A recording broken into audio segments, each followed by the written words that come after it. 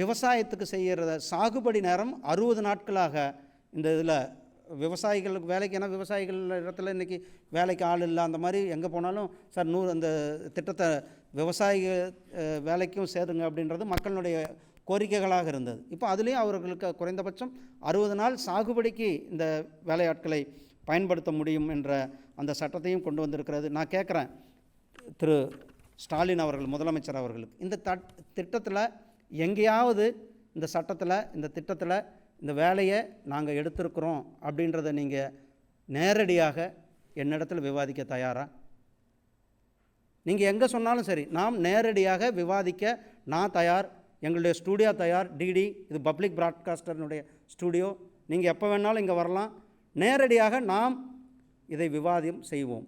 மக்களிடத்தில் போலியான ஏமாற்று வேலையை செய்வதை நிறுத்தி கொள்ள வேண்டும். மக்களை திசை திருப்பும் செயலை நிறுத்தி கொள்ள வேண்டும்.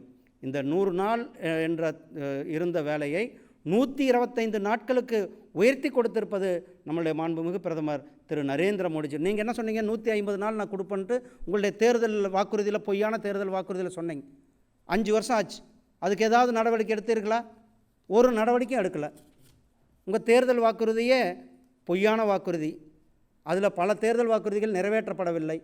இப்போ வேறு மறுபடியும் குழு, எப்படி பொய்யை சொல்லி மக்களை ஏமாற்றலாம் என்பதற்கு மறுபடியும் ஒரு குழு.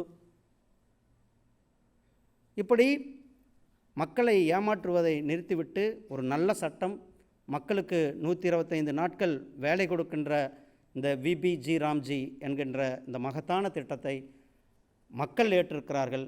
மக்கள் அதை மக்களுக்கு பிரயோஜனமுள்ள அந்த திட்டத்தை, மக்களுக்கு பயனளிக்கக்கூடிய திட்டத்தை தயவுசெய்து நீங்கள் மக்களை ஏமாற்றும், மக்களை திசை திருப்பும் செயல்களில் ஈடுபட வேண்டாம் என கேட்டுக்கொள்கின்றேன்.